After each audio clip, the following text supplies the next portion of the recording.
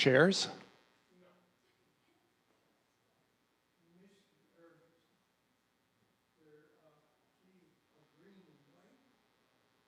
Oh, we hid those in the back. Nobody should know where those are. Karen put them out front. Oh my goodness. I'll have to have a talk with my wife. We're cornhole boards that are Michigan State cornhole boards. Not mine. Yes, you're muted.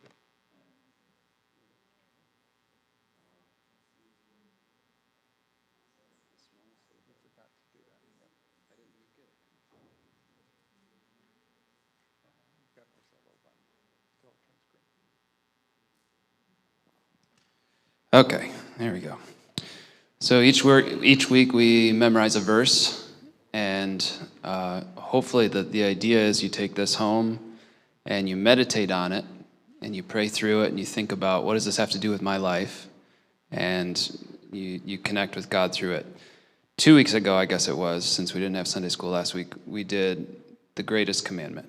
So Mark chapter 12, verses 29 through 31, Jesus quotes from Deuteronomy 6 and from Leviticus 19 when he says this. Well, actually, why am I going to quote it? Does anybody have this memorized? Mark chapter 12, verses 29 through 31. Was that 3 years ago?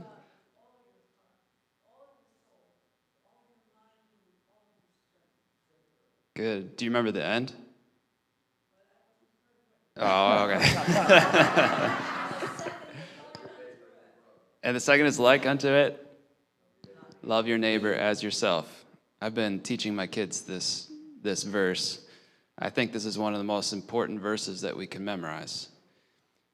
Did you have any insights when you were thinking through this verse or after the Sunday school lesson 2 weeks ago? Things that came into your mind through your prayer time?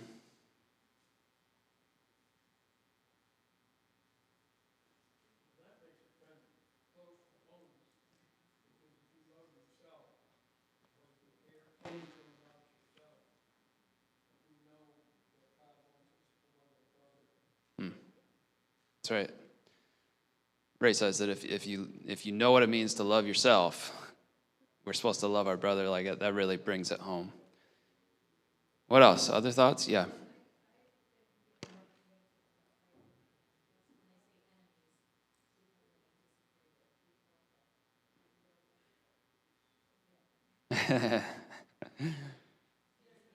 Yeah.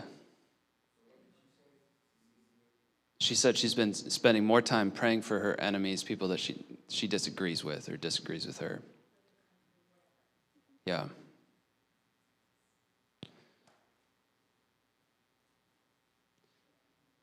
Now, I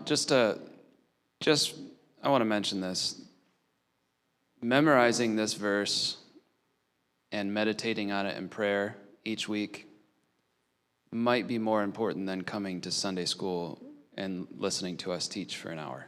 You might get more out of that in the long run than listening to us teach. So I want to encourage you again. I'm going to pass these out for this week. Matthew 5:20 is our verse. Yeah. You can get some from both, but I want to encourage you again to memorize.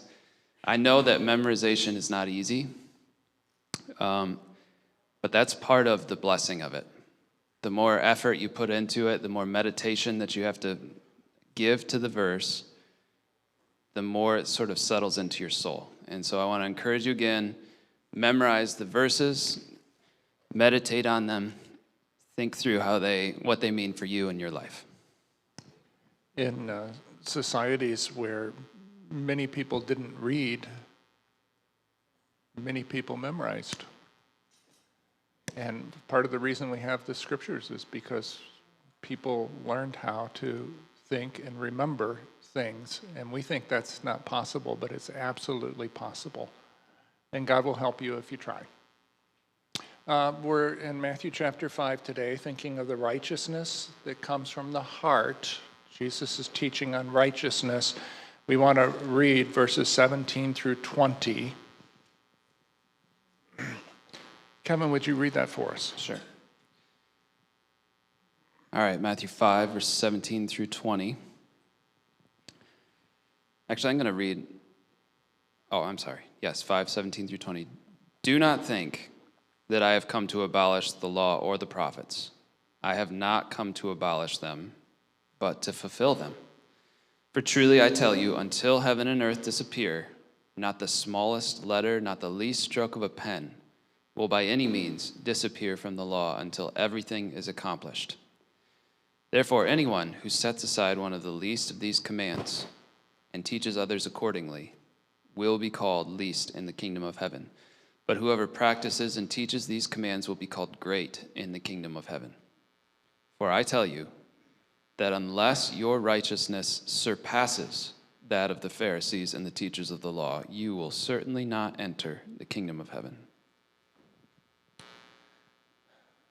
So that last verse again, unless your righteousness surpasses, in Greek it's something like abounds more or overflows more than that of the Pharisees and the teachers of the law. And this is just a curiosity. For some reason, the NIV translates it that way, Pharisees and teachers of the law, when the Greek has teachers of the law and Pharisees. I don't know why they inverted the order, but you will certainly not enter the kingdom of heaven. Kevin, quit that.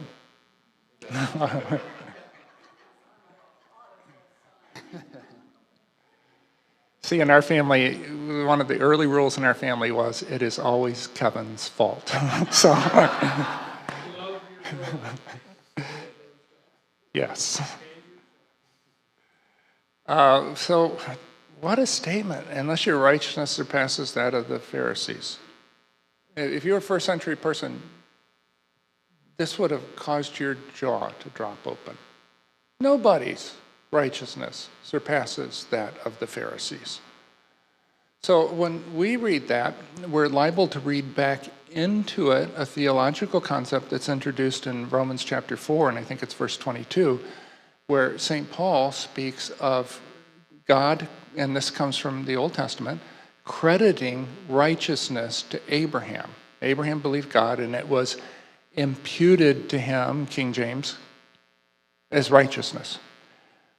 So they see, of course, your righteousness has to surpass that of the Pharisees, but no human can do that except for Jesus, and therefore we need his righteousness. I don't think that's what Jesus is saying. I think that's taking a concept, a theological concept, and reading it back into the text in a way that's artificial. So righteousness, this is a broad definition, but righteousness is a right relationship. Sorry, can I switch you? Can we just take this?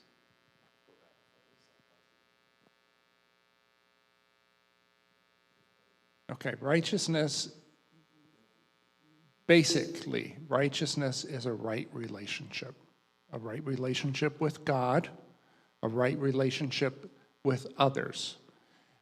We realize that we don't have a right relationship with God and often with others.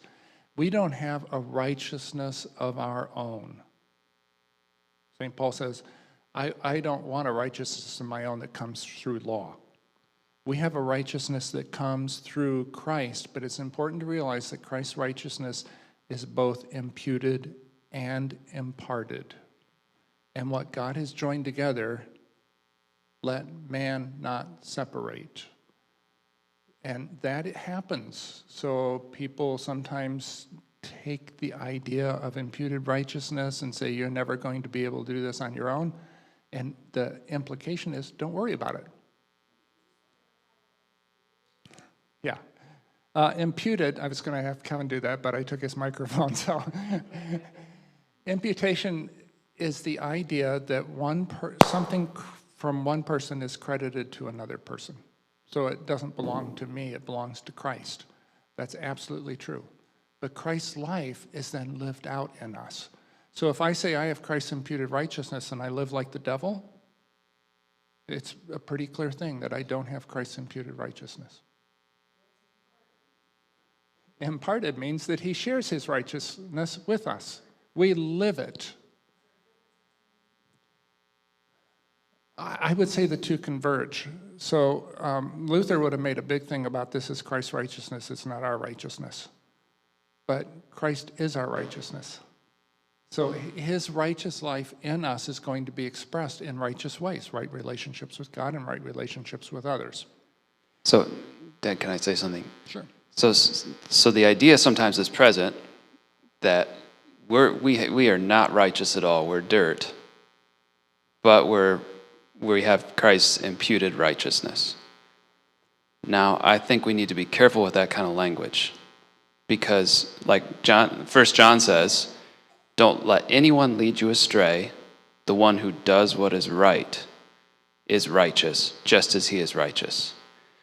Christ's righteousness is imputed to us, but it's real. Like we become righteous like him, right? If we lived like terrible sinners and continued to do that, we could be sure that we have not had his righteousness imparted or imputed to us, right? And that being said, we need to take one step back and say, yes, but we're all messed up. We've been in a collision, and we have been broken in pieces, and we have to recover.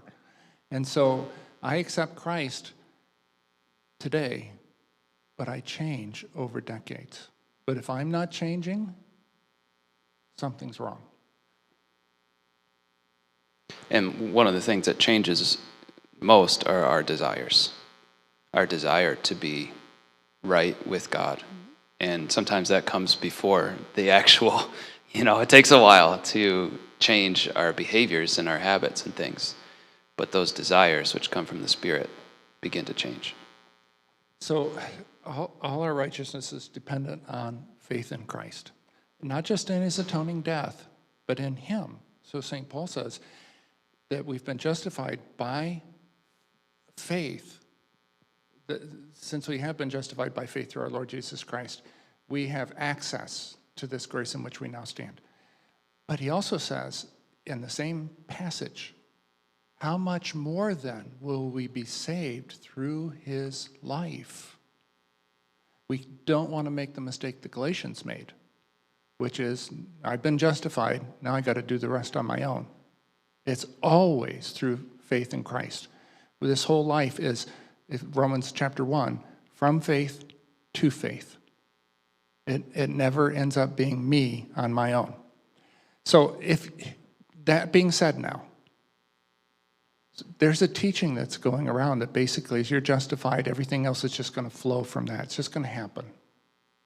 It's going to be easy. If it's not easy, then it's not the Lord. Anyone who drifts will drift away. I spent a lot of time in a boat and a lot of time drifting in a boat. I have never drifted back to the dock. Ever. And if you're drifting, you're not going to drift to God. You're going to drift away from him. And so the author of Hebrews in chapter 2 warns us against drift. If you're not exercising effort, you are not experiencing grace. So 1 Corinthians, would you find 1 Corinthians 15 and read verse 10? Some teachers talk about grace as if grace is a current that carries you effortlessly through life. But Jesus said, strive to enter. Enter by the narrow gate, for the gate is wide and the way is easy that leads to destruction. And those who enter it are many, for the gate is narrow and the way is hard. The Greek word is the word for pressure. And those who find it are few. Paul speaks in his epistles of struggling. The Greek word is agonizomai. We get our word from agonize from that word. He uses it quite often too. We agonize at this. We struggle at this. We work. He uses the word working, striving, wrestling, fighting. You can be sure that if you find a Christianity that is always easy, you haven't found the faith of Jesus. So this is 1 Corinthians 15:10. But by the grace of God I am what I am, and his grace to me was not without effect. No, I worked harder than all of them, yet not I, but the grace of God that was with me. So grace caused him to work, not to float. Now, the righteousness that surpasses that of the scribes and Pharisees. As I said before, first century Jew, his mouth would have dropped open. Oh, I have no hope. How could righteousness surpass that of the scribes and Pharisees? Their righteousness was all in what they did. It was outward for people to see. Jesus speaks of them making phylacteries so people will see them and be impressed. But inwardly, he said, they're full of dead men's bones and everything unclean. The righteousness that surpasses is the kind of the heart. It's not just what you do, but who you become. And its chief characteristic, as we go through chapter 5 of the Sermon on the Mount, we get to the end, we find out all of this leads to one thing: love. That love for God, love for brothers and sisters. It's the chief characteristic. Being righteous from the heart now doesn't mean that everything is inward. You can't tell one person who's righteous from a person who's totally unrighteous. No, because it overflows. It is that abounding righteousness. It's out of the overflow of the heart that the mouth speaks. The righteousness that surpasses still has outward expression. In fact, even more so. So, my thing is still buzzing.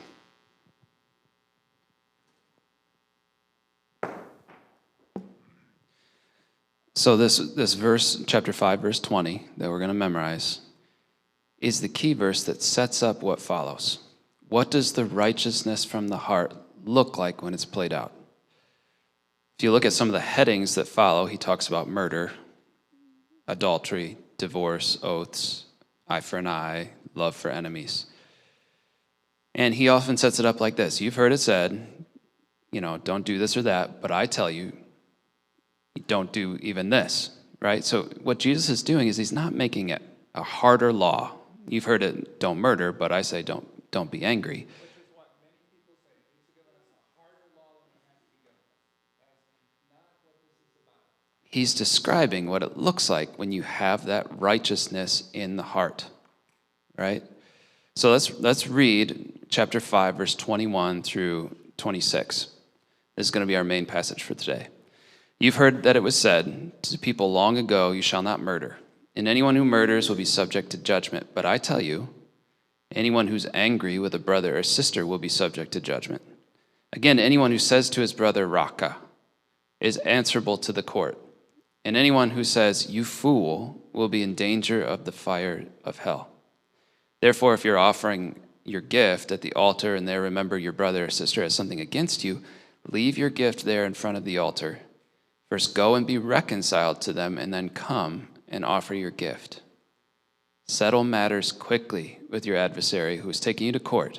Do it while you're still together on the way, or your adversary may hand you over to the judge, and the judge may hand you over to the officer, and you may be thrown into prison.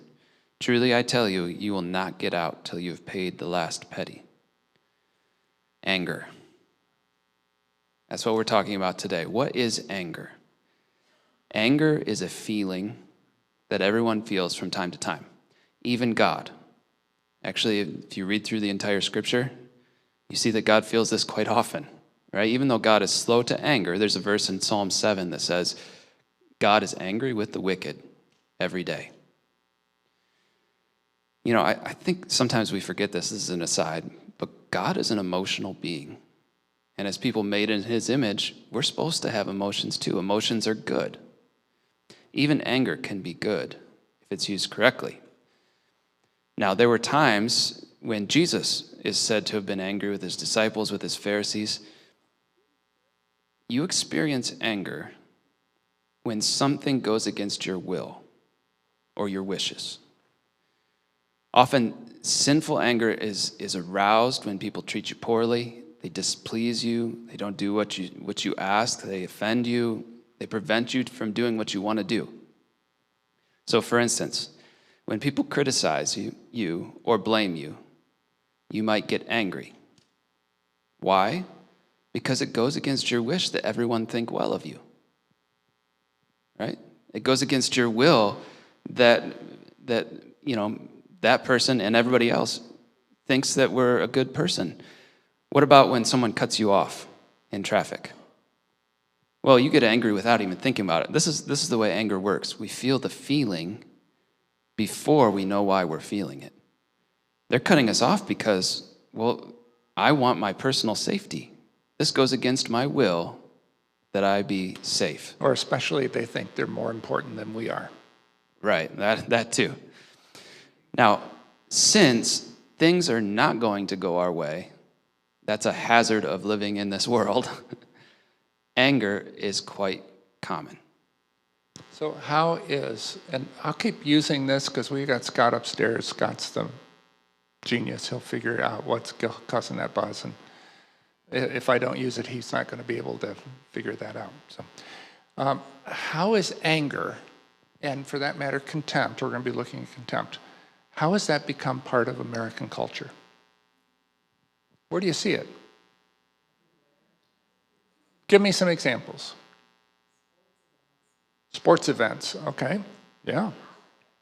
Politics. Yeah, the news, the Fox News, whatever that is, CNBC. Yep. I knew about a decade ago that something had changed. Well, actually, almost 2 decades ago, maybe more. A representative in the United States Congress stood up during a joint session of Congress and yelled at the president, "You lie." I knew something had changed then. Nothing like that had ever happened before. But about a decade ago, people were outraged at the President of the United States because he wasn't outraged. And you know what? What that meant was people have come to see outrage as a virtue. That is disastrous in a culture. Outrage is sometimes appropriate, but to think of outrage as a virtue, I should go around being outraged, that's just sick. It's outrageous.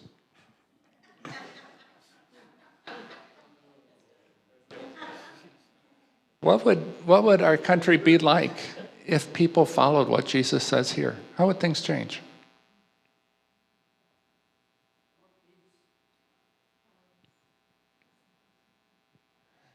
Peggy said tolerance. We'd actually have real tolerance.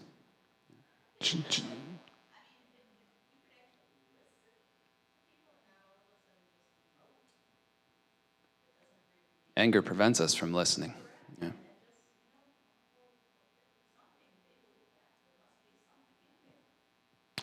Jane mentioned politics. One of the things another thing I've noticed over the last couple decades is that Congress never gets anything done. And part of it is you can't get anything done because that would let the other side win. And I'm outraged. I can't let that happen. And so nothing ever changes. Beth.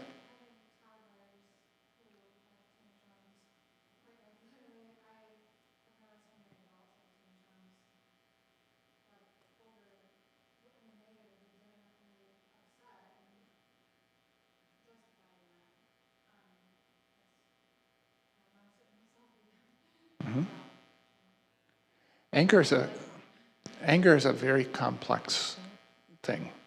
Like all feelings, and this is really important to understand about yourself, like all feelings, sadness, bitterness, happiness, delight, it has the potential to spread.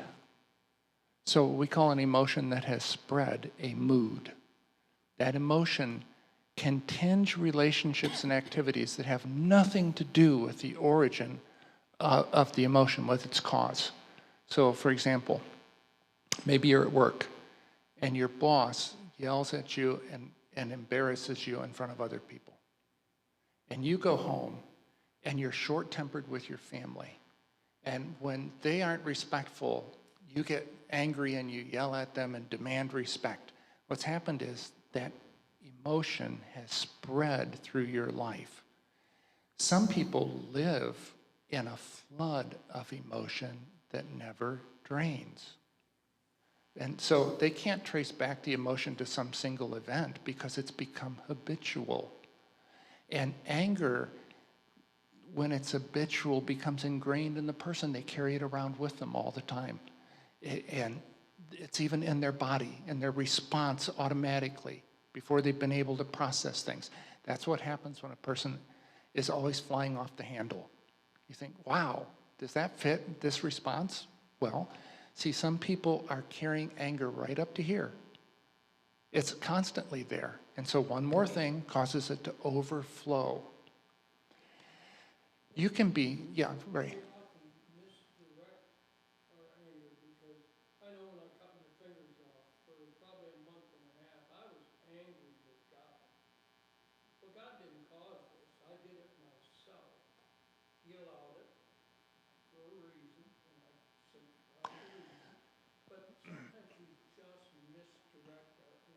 Sometimes we transfer anger.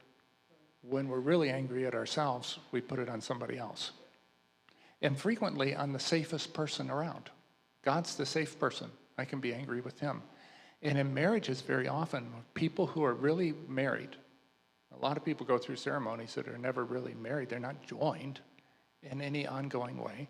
But people who are really married can get angry at each other because the other person's safe. And that's still hard on the relationship, Peggy.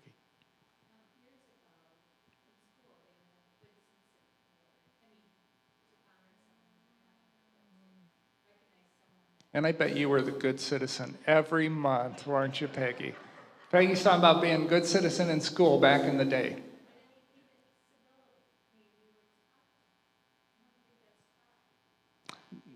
No, I don't think so either. Actually, Peggy, I think that children are often trained and indoctrinated in anger instead of civility. And you can see kids who, for instance, I see this with teenagers. Kids have no idea what's going on in politics. That they don't know, what a president's like or what he's doing. They don't know what a Republican or a Democrat is. But they know they hate this one guy. They know that. They were trained in that. And that is the devil's work, not just in politics. Think of the Hatfields and the McCoys. If you were this big, you were a Hatfield, you hated the McCoys. You were so angry at them. Why were you angry at them? You didn't know. Because you can be indoctrinated in anger. And that can be towards a race of people. Oh, those people. You'd be so angry at them. Or a gender. I've talked with many men over the years who've come to me and said, I've got an anger problem. They don't do it until it's so bad that their wife's ready to leave them or something like that. And then they come and say, yeah, I have a problem. So we talk. I would say that between 90 and 100%, not 100, but between 90 and 100% of those men had parents, usually a dad, who was angry. What happened? They learned anger. And now they carry it all the time up to here, and one thing sets them off. Now, the feeling of anger, as Kevin mentioned earlier, the feeling is not a sin. So the Bible can say, in your anger, do not sin, or literally, be angry and do not sin. But anger can turn quickly into a sin. When anger turns into a sin, it takes the form of a desire to hurt someone else. Now, sometimes that's physical, but very often it is emotional.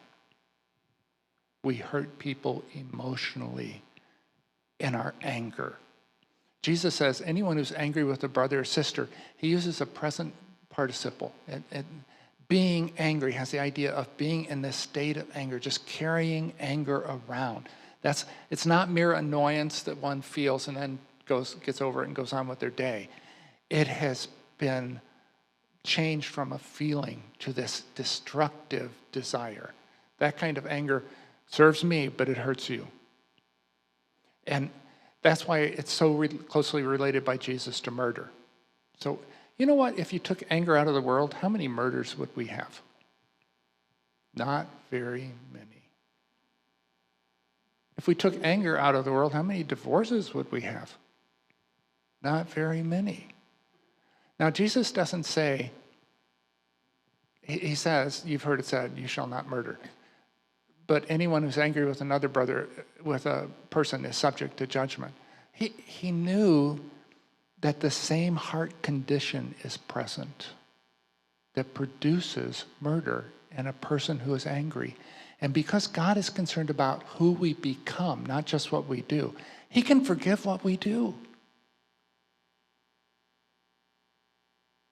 He wants us to become a certain kind of person. And because that anger can be in the heart that doesn't issue in murder, but still there, we've become that kind of person, he knows how destructive this is. So Jesus is not saying, if you get angry with someone, it's the same as you murdered someone.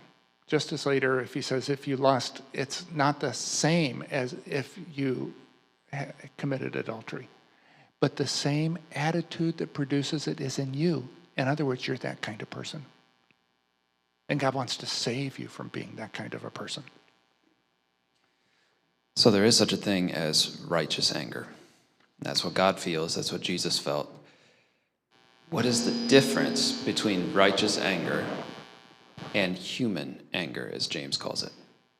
There's one key difference: love. Righteous anger is motivated by love for others. Human anger is motivated by self-love. Love is the motive behind righteous anger. Selfishness is the motive behind other anger. So the question with us when we get angry is not, is my anger justified? That doesn't make it righteous anger. People often get this confused. Oh, well, those people are doing terrible things. I should be angry. You know, I have never been angry that I wasn't justified in my anger. Every single time I have been justified. The question is not whether our anger is justified, but whether it's loving. That's what makes it righteous anger. And that's what motivates God's anger all throughout the scriptures. His people are being hurt, right? Or the poor are being stepped on. It's love for people that brings out his anger. Now, here's the thing. Normal humans like you and me generally cannot be trusted with anger. You remember what James says in James chapter 1? He says, be quick to listen, slow to speak, and slow to become angry, because human anger does not produce the righteousness that God desires. When Jesus was angry, and he was angry at some times, it was not because he was easily offended. Jesus was not easy to offend. He wasn't angry when people held different opinions than he did. He was angry when God was dishonored and when people were unloved. That's what made him angry. It wasn't about himself or about getting his way or about feeling respected. It was about loving God and loving people. Now, one thing I heard on the radio a while ago that really struck me was when Jesus was angry, before he cleared the temple, he, threw out all the people selling doves and all that. You remember that part? He sat down and he made himself a whip. It takes a long time to make a whip, probably, right? But at our anger, we just burst out, just comes out of us. His anger was calculated for love. And why did he do that? Because God was being dishonored in his temple, and because the poor had to buy overpriced stuff in order just to sacrifice to God. It wasn't right. When Jesus was angry, good things came from his anger. Remember when there's a man in the synagogue with a deformed arm, and Jesus brings him in front of everybody, and Mark tells us that he looked around in anger because he knew that the Pharisees were just waiting to say, oh, you did something wrong, you healed on the Sabbath. Jesus was angry, and what was the result? He healed a man who had a deformed arm. We get angry, and what's the result? Destruction. People with hurt feelings. You see that there's such a difference. out of the outcome of that anger. That's why only people who sincerely love others more than they love themselves can be trusted to be angry. Our love is imperfect. We're prideful, we're selfish, we're self-serving.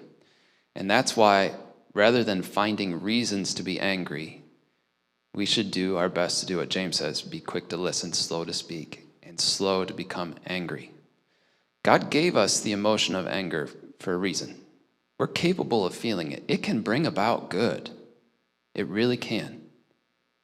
But we need to be careful and slow to anger and make sure that love is our motive. Jesus adds another layer to this when he goes on and says, after saying anyone who's angry with his brother will be subject to judgment, he says anyone who calls his brother Raka is answerable to the Sanhedrin. But anyone who says, you fool, will be in danger of the fires of hell. What Jesus is doing is recognizing that anger has a companion, contempt. They're like twins that go everywhere together. Contempt is that attitude that a person or thing is beneath consideration, worthless, deserves scorn. Jesus is talking about that when he says, when you call somebody raka, which is an Aramaic word which means something like empty head or fool. Now those words in Jesus' time, we are in such a, I'll put it this way, contemptible culture that people can say those things and not even feel anything about it. But in Jesus' time, saying fool or raka was a terrible thing to do. And people would be like a slap in the face to be talked to like that. It would be like somebody just cussing you out and calling you every foul name they could. That's the kind of thing Jesus is talking about. Now, contempt in some ways is worse than anger. In anger, I still treat you as a person. In contempt, I treat you like you're not a person. I don't care anymore. I don't care if I hurt you because you're nothing. You're not a person. So contempt is this terrible evil, and we hear it nonstop in our culture. And by the way, if your kids just watch TV all the time, they're going to be filled with contempt. We have to be careful. Yeah, I do think contempt is easily transferable. It's like a disease in a way. And we actually admire people who are good at it. The more funny and cutting you can be with contempt, think of what most comics do. Oh, he's funny. But we just transfer that. Yeah, and in some ways, you were getting at this, it's worse than anger. Because in anger, I want to hurt you. In contempt, I don't care whether you're hurt, which is worse. Contempt is incredibly hurtful, but I think it's less recognizable than anger. And I think the last person usually who recognizes that they're using contempt is the person who's using it. I think a lot of people don't realize that they're treating someone else with contempt when they are. Contempt has a way about it. It rolls its eyes at people. It doesn't give eye contact to people. It's sarcastic. It ignores, it laughs at people. It doesn't take them seriously. It uses a certain tone of voice. I read an article by John Gottman, who's a marriage psychologist. He watched hundreds of tapes of married couples talking to each other in a room. And he was able, with 95% accuracy, to determine whether that couple was going to be divorced. Incredible That's accuracy. incredible. 95% accuracy, not knowing what happened to them, just watching the video. These people will divorce or have divorced. And he said that the number one factor in determining whether these people were going to get divorced was whether they used contempt with each other. So if they speak with contempt, that is, if they treat each other with disgust, with annoyance, with no respect, they're very, very likely to get divorced, or at least to have a very unhappy marriage. So when contempt runs rampant in a family, the results can be absolutely disastrous. Parents wonder, why their kids disrespect them. After years of neglect or years of rage, kids feel perfectly justified in lying to their parents and disregarding their parents' wishes, which is another form of contempt. When you watch TV, like you were saying, you ever see how kids treat their parents? That is contempt completely. They act like they're stupid. They roll their eyes, all that stuff. I've seen this with teenagers. I think older siblings show contempt with their younger siblings. You're 2 years younger than me. That means you are so stupid and you know nothing, right? That's contempt. It takes away that feeling of belonging. By the way, if you have children, help your older children respect and love their younger ones. It'll make a world of difference in their lives. Dallas Willard says something good. He says, to belong is a vital need based in the spiritual nature of the human being. Contempt spits on that pathetically deep need. It says, I don't care about you. Now, contempt, it doesn't just damage that person, although it inflicts terrible damage on people. It hurts the person who uses it, progressively makes them callous. The hard-heartedness in Scripture is increased dramatically when a person uses contempt. And it is a twisted way of me thinking better of myself. But while I'm doing that, I'm consuming myself. I'm destroying myself. That's why contempt for people you don't even know hurts you. The guy who cuts you off, when you call him names, you're hurting yourself. By the way, he doesn't care. He doesn't hear you. But you are hurting yourself when you do that. We had a cat that would sometimes drive me crazy. I loved that cat. The cat broke its leg in the first weeks we had it. Got in the car and the fan broke its leg. So I called the person who gave it to us. She said, just shoot it, we'll give you another one. I'm like, Michigan, you're barbaric. I can't believe it.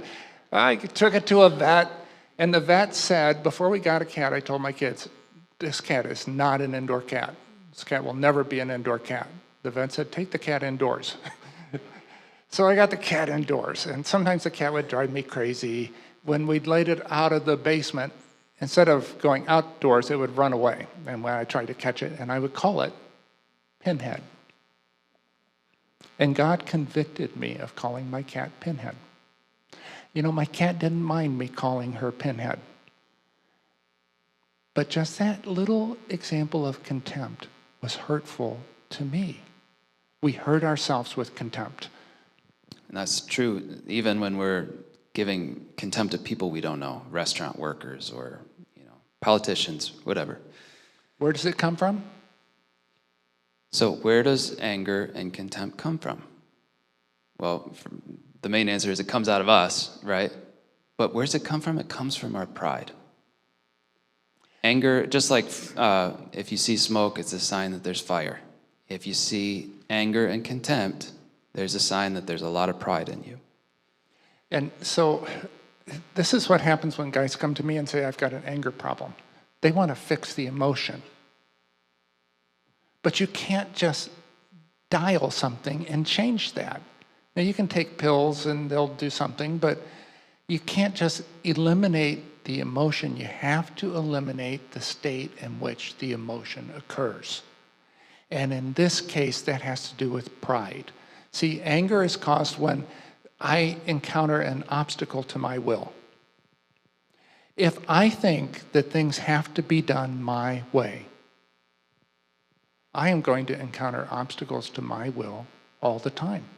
And many of us think this has to be done my way, not because my way's best. Of course, we'll tell ourselves that, but because it's my way. If I'm ever going to get over anger, I have to get past that. It's not. If when I pray the Lord's Prayer, what I'm really saying is, my will be done, I will be an angry person all my life. I have got to be able to say, God, not my will, but thy will be done. And I have to be able to say, and I have to be able to say also, when it's better, Check. not my will be done, but Ray's will be done. Cindy's will be done. I don't have to have my way because it's my way. If I get to that point, then I can overcome anger. If I don't get to that place, I will never overcome anger. Anger is related to pride. So you can count to 10 all you want. And by the way, that's a good practice. But that won't eliminate anger. I need to get over me. And the biblical way of putting that is, I need to be crucified with Christ. So that I no longer live, yet not I, but Christ lives in me. Okay, we're out of time. And we have a lot more ground to cover. This is an important subject. In my experience, many kids who end up not being part of the church, and in some cases who have gone on to say, I'm an atheist, many kids get there not because of the intellectual part, but because of the emotional part in the family in which they grew up.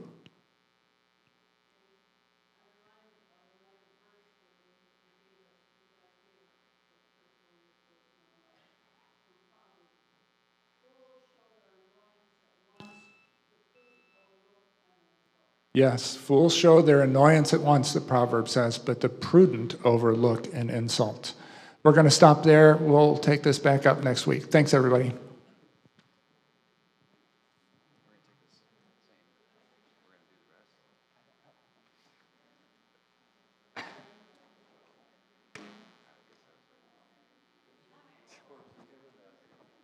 Just exaggerates and spreads that